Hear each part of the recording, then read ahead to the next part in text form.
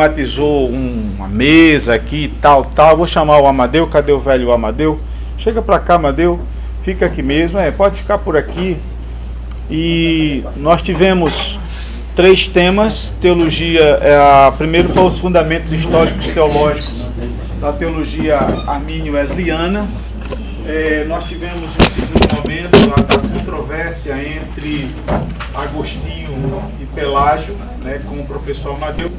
E finalmente Bruno fez um resumo assim assustador, porque Bruno proferiu essa palestra na igreja que eu pastoreava em João Pessoa, e eu creio que lá ele usou bem mais argumentos. Os 15. Ele usou os 15 argumentos. Aqui ele usou somente, só usou 5 argumentos, né? Mas o livro dele é um livro denso, bom, mais visual, muito bem trabalhado, e a gente não tem mediação, e a gente não tem papel e lápis para fazer pergunta, mas a gente queria deixar os irmãos muito à vontade, não se sinta encabulado, envergonhado, né?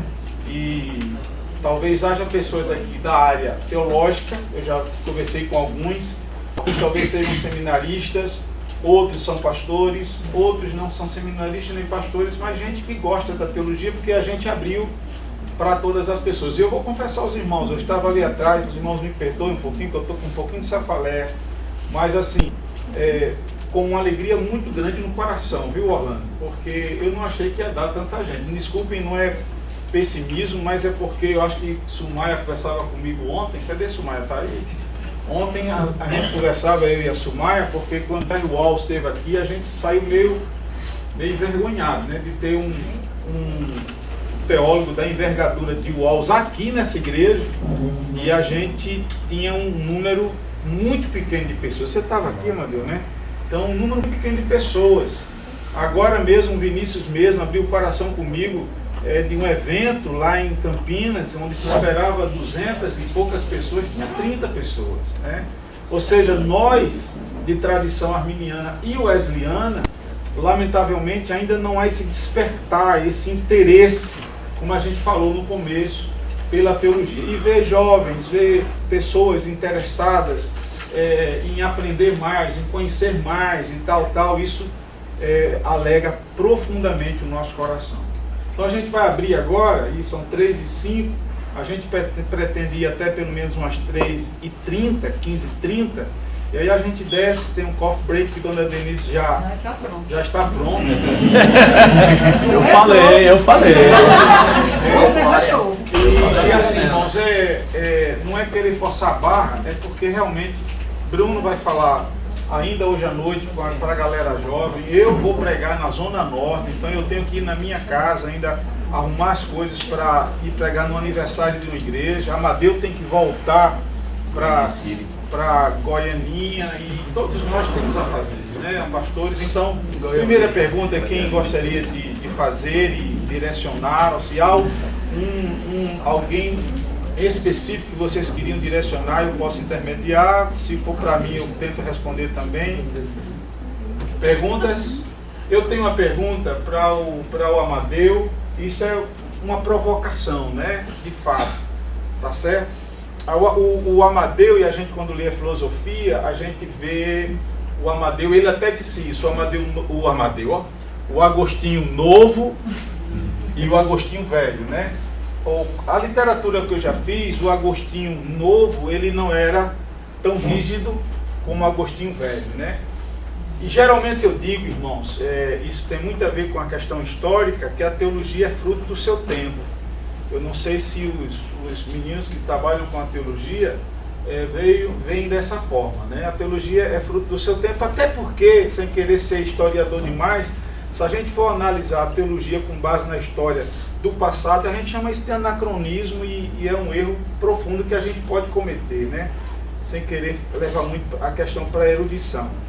Mas alguns dizem inclusive que o Agostinho novo ele era sinergista, né? E o Agostinho velho, quando ele se encontra com Pelágio, ele endurece o discurso. E a pergunta é, Amadeu, com a leitura que você fez nesse debate agostiniano, pelagiano, Isso de fato é uma verdade. A leitura que você fez, esse Agostinho novo, de fato ele era mais brando, ele cria mais na graça preveniente do Senhor, como eu já vi alguns teólogos colocar, e o Agostinho velho ele enrijece, ele endurece, exatamente por causa da luta que ele está tendo com o Pelágio. É assim que você vê?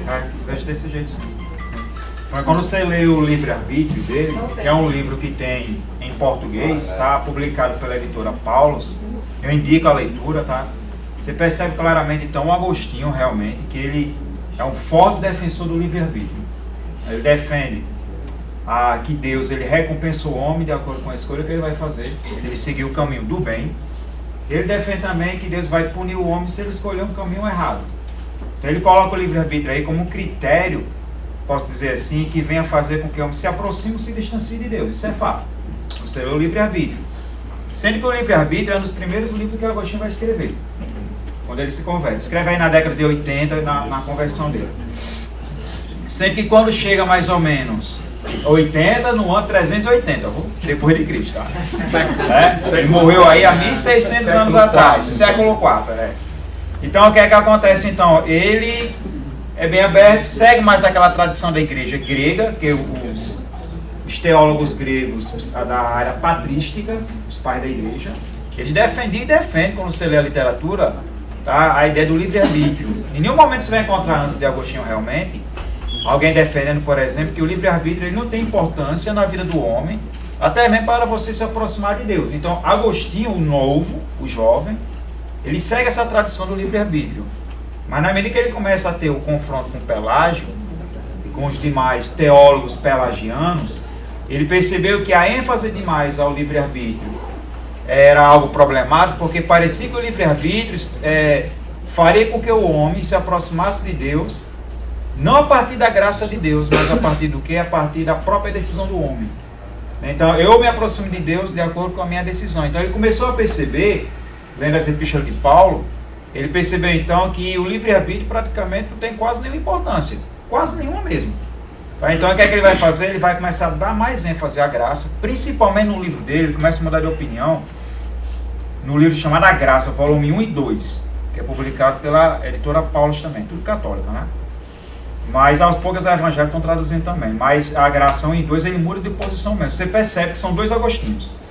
O Agostinho do ano 380, tá, da década de 80 do quarto século, e o Agostinho, então, a partir já, por exemplo, do quinto século, depois do ano 410, ele morre no ano 430, depois da controvérsia pelagiana.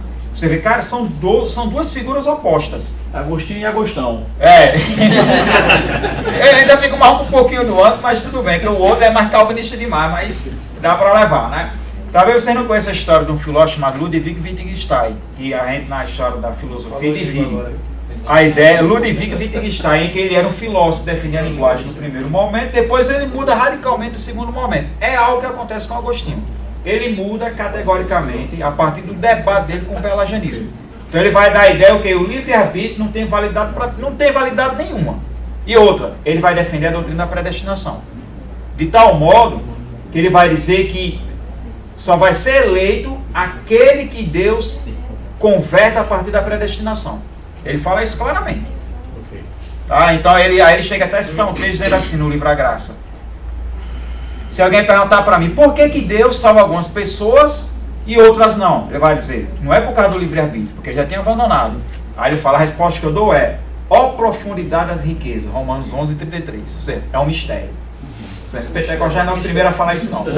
Agostinho é mistério. Né? Ou então Romanos 9:14, ele cita Romanos 9:14, onde ele fala assim, quem és tu, homem, para objetar a Deus? Tá? Então quer dizer, para ele é um predestinacionista, abandona o livre-arbítrio, e o segundo Agostinho é uma outra criatura do ponto de vista teológico, não tem nada a ver com o primeiro Agostinho praticamente. Ele abandona a ideia do livre-arbítrio, ele fica bem rigoroso e bem rígido mesmo. Okay. Tem uma pergunta? Só um pouquinho, a minha é muito rápida. O falar em línguas é ou línguas estranhas ou línguas glossalária, idioma mesmo, idiomático, o dom de línguas. A palavra estranhas não aparece no texto grego. Sim. João Ferreira de Almeida colocou no século XVII, em 1681, a palavra estranhas, E ela só aparece na Revista Corrigida. Tá? Tanto é que geralmente os assembleanos que falam assim, língua estranha. Porque a Revista Corrigida é a versão da Assembleia de Deus oficialmente desde 1995. Então é falar em línguas. O texto de Atos 2, agora eu quero provar uma controvérsia de propósito, não diz, Atos 2 não diz que aquelas pessoas falaram nas línguas do povo. Atos 2:11 diz que o povo entendeu na sua língua. Entre eu falar e você entender é outra coisa.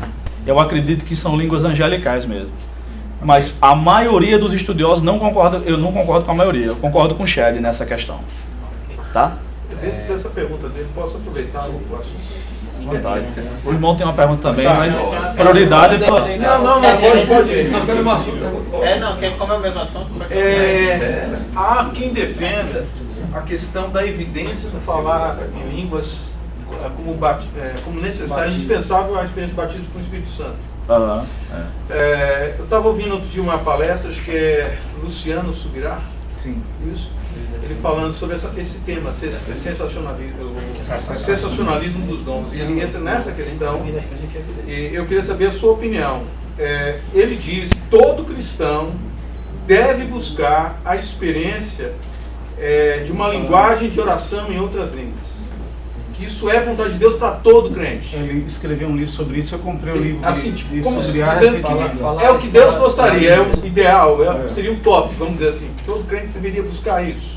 O que é que o irmão pensa? Um fortalecimento. Porque aí tem aqueles irmãos de uma linhagem mais rígida, tradicional, pentecostal, que defendem que de fato essa é a evidência principal do batismo com o Espírito Santo. Separando as coisas, o que é que você tem para dizer para a gente?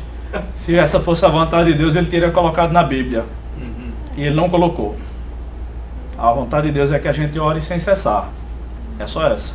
Deus não fala para a gente buscar o dom de línguas. Aliás, ter um dom que seja comum a todos foge do propósito dos dons. Paulo fala disso em 1 Coríntios 11. Da necessidade que nós temos dos outros. De modo que não tem ninguém, aliás, nenhum dom que seja comum a todos os crentes. Nem tem essa história de que Paulo tinha todos os dons, ou qualquer pessoa tinha todos os dons. Se Deus quisesse que todo crente falasse língua, ele tinha botado na Bíblia. Todos vocês têm que buscar falar. Mas como ele não botou, eu discordo de Subirá.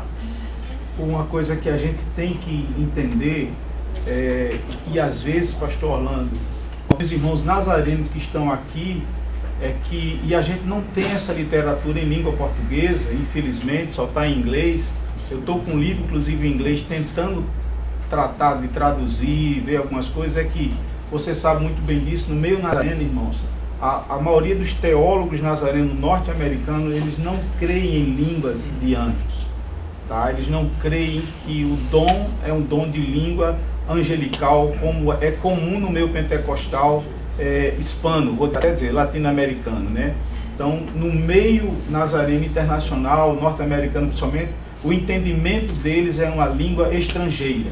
Se alguém fala, aí seja o falar ou compreender, é língua estrangeira. Aqui no Brasil, eu penso dessa forma. Eu não escrevi a respeito, não fiz nenhum estudo a respeito, mas eu não sei se o Orlando também pensa dessa forma, e o Bruno.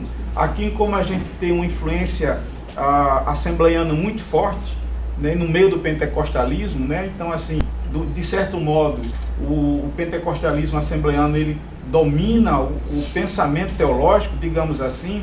Então influencia inclusive os grupos de santidade, influencia inclusive alguns grupos metodistas que creem que é o dom de língua estranha, mas não creem como evidência esses outros grupos, diferentemente dos pentecostais clássicos que vão crer no dom de língua como evidência. Agora, eu tenho tentado me aprofundar mais nessa questão de línguas. Eu peguei o livro de Subirá, o Zwinglio Rodrigues, que eu não sei quantos de vocês conhecem. O Zwinglio esteve aqui em 2016, ele é batista, ele é baiano. Ele tem um livro publicado pela Reflexão, ele faz uma defesa muito boa teológica e exegética sobre o dom de línguas, né? Mas tem um autor, Bruno leu, tem um autor que eu estou começando a ler ele agora mais, dada a sua erudição, e o Bruno teve a oportunidade de ouvi-lo no Congresso da Vida Nova, porque a Vida Nova está traduzindo o livro deles, é o Craig Keener. O Craig Keener, ele é carismático, é um erudito, né? E ele fala em línguas. Eu acho muito interessante que eu peguei o livro dele, que ele vai falar sobre essa parte de línguas, E ele diz que chama os alunos dele na faculdade para orar em línguas, inclusive ele chama alunos de linhagem reformada calvinista e gente de linhagem reformada calvinista, ele dá esse testemunho no livro dele. Vão orar em línguas com ele lá. Né? Então, assim, eu desafio os irmãos a procurar literaturas a respeito disso, né? Como o Kinner, por exemplo. O Luciano, eu percebo que não é um livro teológico. Né? O Zwinglio, ele escreve um livro de cunho teológico, exegético, assim, buscando a compreensão. Eu agora me aprofundando com os caras da Assembleia de Deus, eu tenho lido mais literatura carismática e pentecostal, por causa, eu tenho percebido a erudição desse pessoal e de como eles entendem. Eles continuam entendendo como evidência inicial do batismo com o Espírito Santo. Eles continuam crendo dessa forma. Né? Os assembleanos, principalmente os clássicos, né? Os nazarenos não. É bom que se diga que os nazarenos não. E é bom que se diga que os nazarenos no Brasil, eu percebo dessa forma, tem influência pentecostal clássica muito forte, Bruno, certo? E eu já tive em culto nazareno que o pessoal fala rasgado e inclusive não... uma vez eu fui criticado na igreja que eu era pastor aqui, da vez passada, que nós estávamos num culto de oração, e um irmão começou a falar em língua, eu deixei ele falar, e eu perguntei se tinha intérprete. E como não tinha intérprete, eu não pedi para o irmão calar, o irmão mesmo calou. E no final um grupo de irmãos chegaram para mim e disseram assim, o senhor foi grosso, mal educado, porque... Eu falei, poxa, a Escritura Sagrada, eu acho que a gente precisa entender a Escritura Sagrada. Né? Acho que acima de tudo a teologia bíblica é muito importante para a gente entender quais são as indicações que Paulo fala a respeito do dom. E eu fico impressionado, irmãos, eu não sei se vocês percebem isso. O Armando Bispo chama de dons espetaculares. Eu não sei por que cargas d'água a igreja, tanto de linhagem pentecostal como outras, se encantam com dons como cura, como profecia, como línguas, essas coisas. Por que isso chama tanta atenção? Né? Por quê? Quando Paulo diz que todos os dons eles são importantes, são relevantes no contexto de equipar e de treinar a igreja dele. Né? Por que a gente se encanta tanto com determinados dons que nós chamamos de espetaculares, de poder e tal e tal? Por quê? Porque, né? Não seria, isso é uma provocação. Não seria, né, porque dá status, se alguém fala em língua ou se tem um dom de profecia. Aí eu provoco o Bruno agora. É uma provocação. Aqui é Corinthians. Eu provoco o Bruno porque Bruno veio do meu pentecostal clássico, né?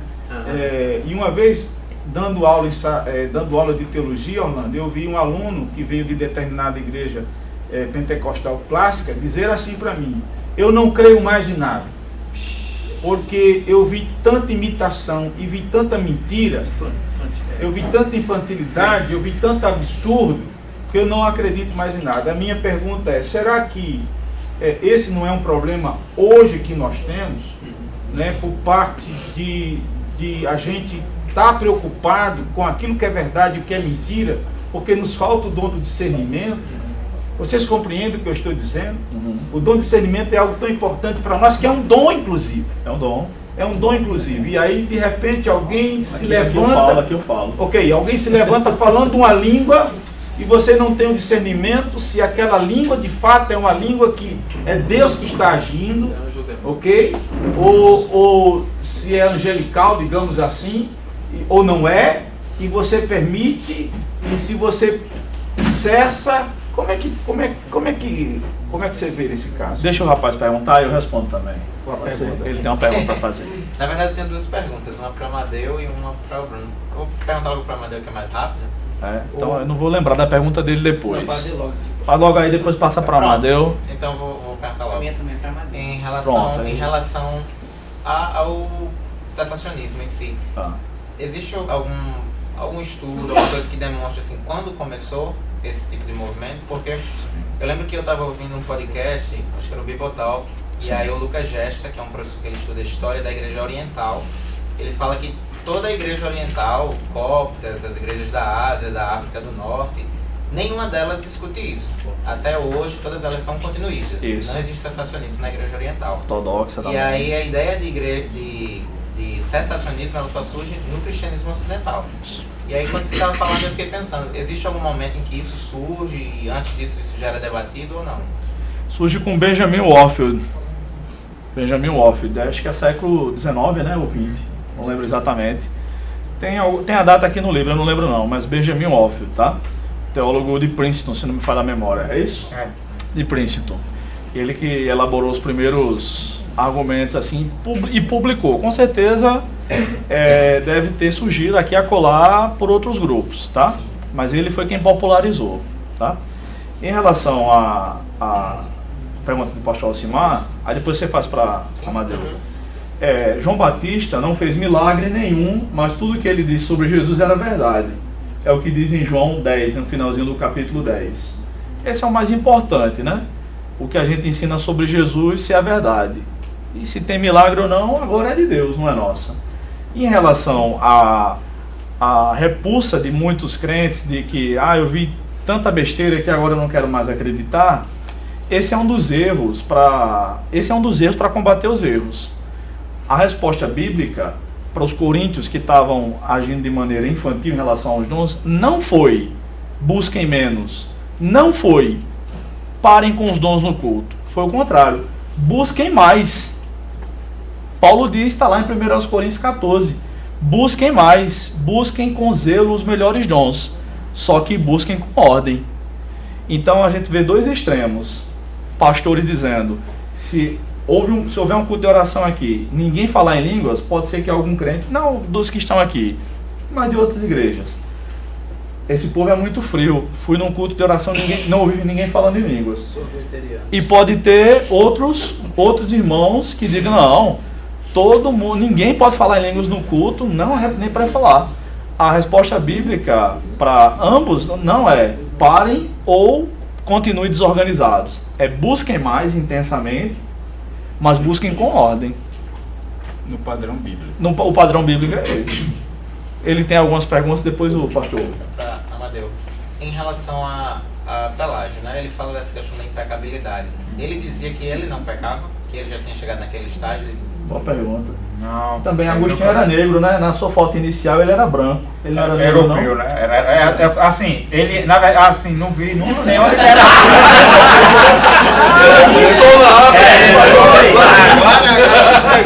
Agostinho era negro.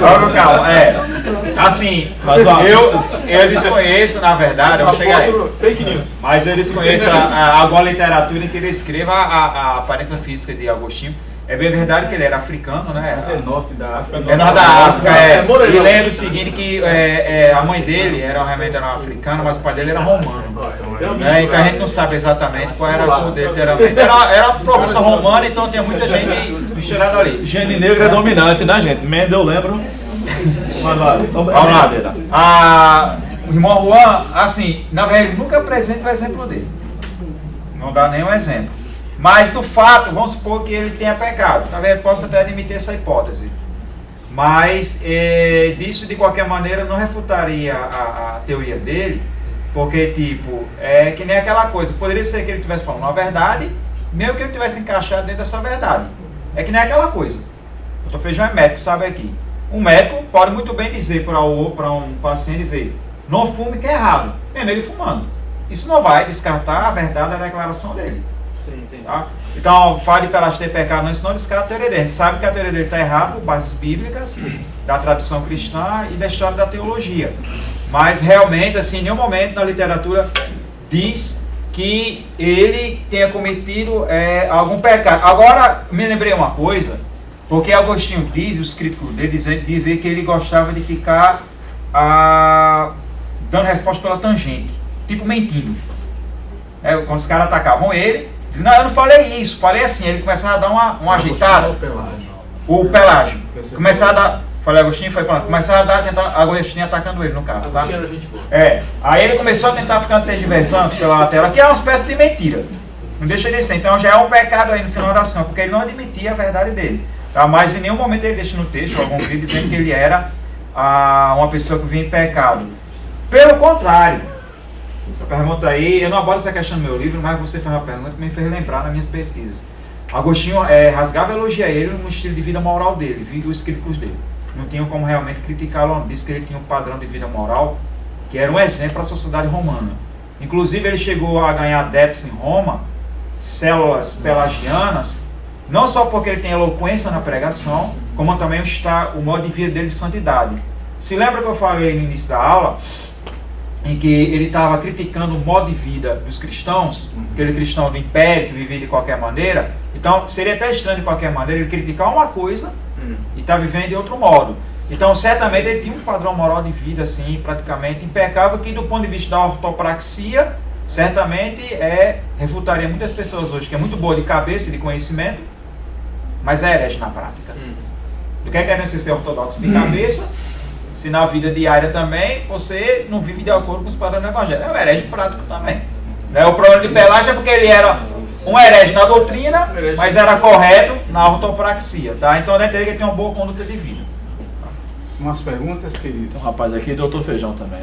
Doutor Feijão? Mas é para Amadeu, né? Eu lembrei agora, quando estava falando de Igreja Fria, uma vez eu estava acompanhando um comentário do professor Amadeu no Facebook, aí ele disse, rapaz, tem igreja que se a gente entrar com pote de sorvete, quando terminar o culto, o sorvete ainda vai estar congelado.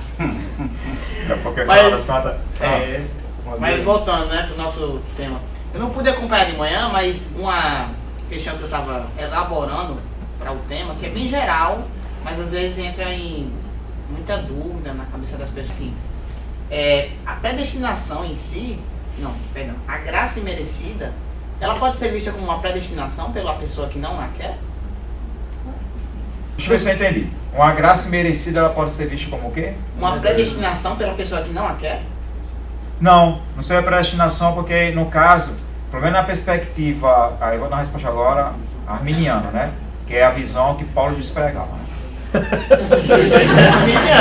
tiver com o irmão calvinista, eu entendo, mas Desculpa aí, né?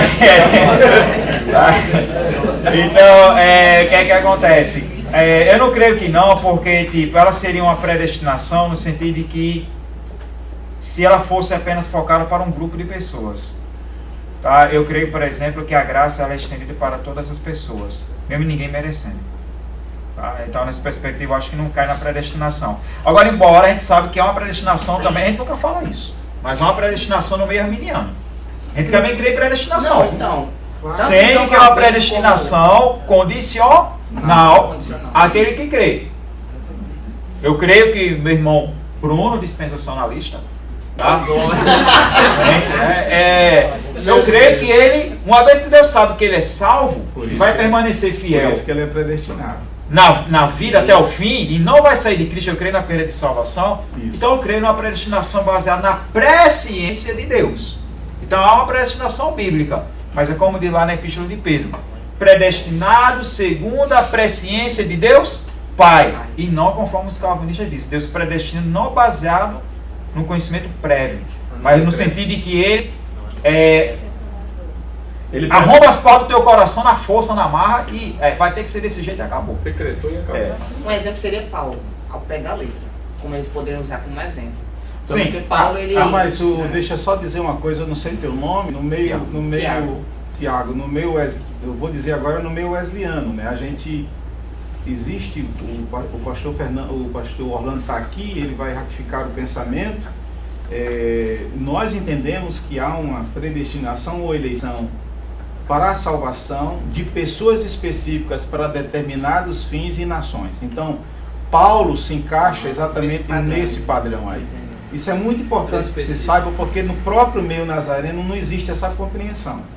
Ok? Então, assim, nós não temos dúvida que algumas pessoas, elas foram pré-ordenadas, eleitas por Deus para determinados fins. Paulo é um deles. É muito claro isso. Jeremias é um outro dele. Que a gente vê claramente que Deus elegeu aquela pessoa com aquele fim. Ciro, rei, né? Exatamente. Ciro é outro caso. Então nós temos que entender essa perspectiva quando estudamos essa questão de eleição e predestinação numa perspectiva armínio-wesleyana. Eu não vou nem falar da questão arminiana porque eu não sei como os clássicos veem, mas eu estou falando principalmente no meio wesleyano. Entendeu? Doutor Feijão, para a gente terminar. Professor Bruno, sobre as relações de João acessado, eu falava assim, que a minha experiência que eu tenho assim. A igreja primitiva só cresceu durante os primeiros, segundo e terceiro século por três motivos importantes. Primeiro, pregava o evangelho com intrepidez, com fé, tinha um lado humano que tirava os doentes e levava para as suas casas para tratar. Era uma igreja que orava e os dons acompanhavam através de milagres e raciocínio. Eu vejo o seguinte, a igreja hoje, uma igreja pode pregar doutrinas, somente sermões expositivos, uma igreja que ora, mas eu não vejo testemunhos, eu não vejo manifestações às vezes. Você acha que a falta de, mesmo pregando a palavra, a fé, não é porque a ação do Espírito Santo, quando você não manifesta nenhum testemunho de curas, de milagre? Eu creio que a igreja, ela opera milagre, eu creio que Deus cura, eu vejo que Deus pode fazer coisas grandes.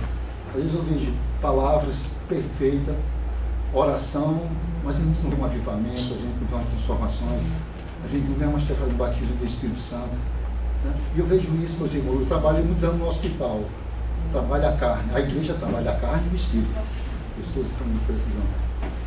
E precisa, eu digo, Senhor, tu opera milagre, porque eu tenho meus olhos sempre visto isso. Como você disse, ou esses homens, 80% estão loucos, ou esses poucos porcentos não estão certos. A ação, não estou falando dos pentecostais, Deus usa quem quer para fazer operar o seu milagre. Deus escolhe pessoas para vocações bem distantes, isso aí é Deus. Como Ciro, como Alexandre, como nesses anos. Você acha que está faltando mais assim, um pouco mais de fé e a liberar o Espírito Santo, crer que realmente a igreja precisa viver isso aí, os dons eles não cessaram, os dons creem, os dons existem, os dons se manifestam. Precisamos orar mais e mais, se orar sem fé não adianta. Olha, eu acredito que precisamos orar mais sempre, tá? Mas nem sempre isso vai implicar em milagres. Nem sempre Deus responde como a gente quer. Mas eu vou aproveitar a sua fala, pastor, para fazer o seguinte comentário. É comum pensarmos que hoje em dia há menos milagres do que nos tempos bíblicos. Mas é justamente o contrário. Nos tempos bíblicos, os crentes eram mais ou menos 500 pessoas quando Jesus ressuscitou. No dia de Pentecostes, em Atos 2, 50 dias depois de Jesus ressuscitar, eram 120 crentes. Cadê os 480? Não sei. 380. Se morava em Jerusalém e tal. Não sei. Pedro prega, 3 mil se convertem. Depois, mais 5 mil. Então, os crentes eram menos de 10 mil. A igreja de Atos, mencionada em Atos, no livro todo de Atos, não dava 20 mil crentes. Eu estou chutando bem para cima. Não dava 20 mil crentes.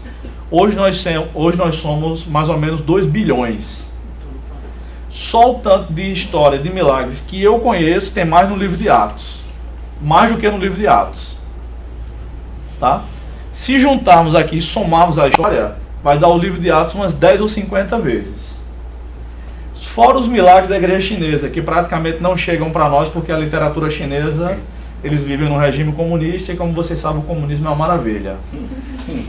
Entendeu? Então eu vejo que existem milagres. E existem muito mais do que nos tempos bíblicos. Porque somos muito mais crentes hoje em dia.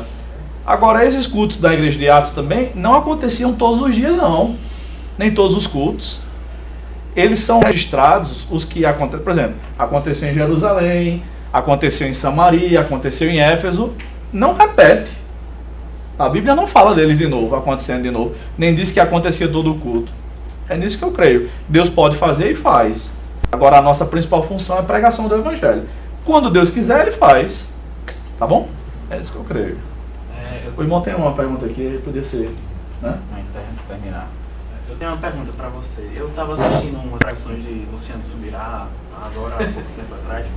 Aí ele falou a questão do dom das línguas, né? Ele fala que as línguas é um dom que Deus te dá, né? E você, pelo que eu entendi, você me corrige, que a gente pode falar ela tipo, a qualquer momento. Ele fala que às vezes, você tem um exemplo que ele disse na pregação, ele está no carro dirigindo e tipo, começa a falar, e é algo sobrenatural, né? Eu estou falando e a minha mente ela não consegue tipo, igualar. Às vezes ele está falando e está pensando um exemplo e algo que ele tem para fazer. Isso. Improdutivo. Isso. Como é? Não entendi. Fica improdutivo. Sim. Existe realmente essa facilidade, assim, entre aspas, ou tipo, o senhor não concorda? Eu? Sim. O texto de Atos 2:4 diz assim, que os crentes falaram em línguas conforme o Espírito lhes concedia que falassem, e não conforme eles tiveram vontade de falar. Essa é uma ideia que vem do Verbo da Vida, vem de Kenneth Hagin, Igreja da Graça, que foi quem começou a publicar os livros de Hagin no Brasil, e da Igreja da Graça, na escola Rema, que é a escola do Verbo da Vida, e ninguém me contou, nem eu li. Li também, mas eu fui lá várias vezes no Verbo da Vida. Eles pegam alguém que acabou de se converter e dizem, você precisa ser cheio do Espírito. Tá? Você precisa ser cheio do Espírito. Amém? Amém. Amém. Até aí, amém. Só que eles dizem o seguinte, repita comigo, e ele começa a falar em línguas no ouvido do camarada, pela carne. A Bíblia não ensina isso.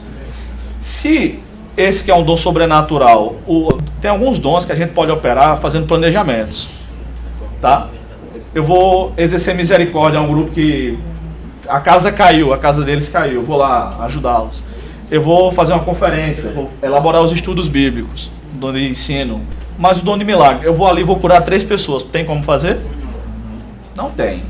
Do mesmo jeito são as línguas. As línguas são um dom os dons todos são sobrenaturais. Não estou achando a melhor palavra, são os dons ocasionais, vou dizer assim, tá?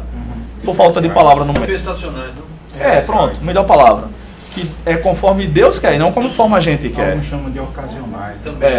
Eu não creio nisso aí não, viu, irmão? Eu não creio não, eu acho que ele está errado. Porque se o cara tivesse o dom de curar, por exemplo, seria muito fácil ele ir no hospital e ele curava todo mundo. Ou tivesse operação de milagre. Sem falar, gente. Isso é a ideia do sensacionista, né? Na verdade, exatamente. Sem falar que o texto bíblico, é claro, corrija-me aqui o Bruno, é a edificação da igreja. A igreja tem que ser edificada. Aí a pergunta é, a igreja está sendo edificada?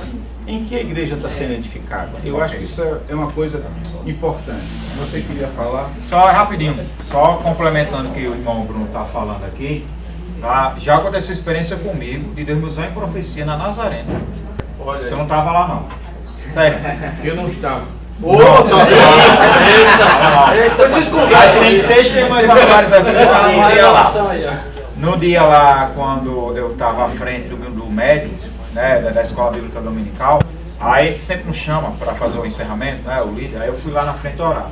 E quando eu estava orando, eu senti, sem exagero algum, irmãos, Deus é testemunho que eu falo a verdade. É como se uma mão pegasse na minha garganta, mudou a oração, mudou. A oração que eu fazia, eu estava indo por esse trilho, foi para cá, ó, que eu achei estranho. Mudou assim, é como se o Espírito Santo pegasse minha garganta, segurasse assim, mudasse a linguagem. Fui. Quando eu terminei a oração, depois eu procurei quando eu terminei a oração, aí chamei a irmã lá da igreja e falei, irmã, eu creio que Deus falou com alguém aqui, porque eu estava orando ali, senti algo diferente em mim, pegou na minha garganta e mudou a oração. Ela, amém, Deus fala. Quando eu saí, fui lá para trás na parte da cozinha, estava o irmão em pronto, chorando lá no canto. Ele me chamou e falou, o que você falou era para mim. É nisso que eu creio. Vamos ficar de pé para a gente orar, queridos. Irmãos, obrigado.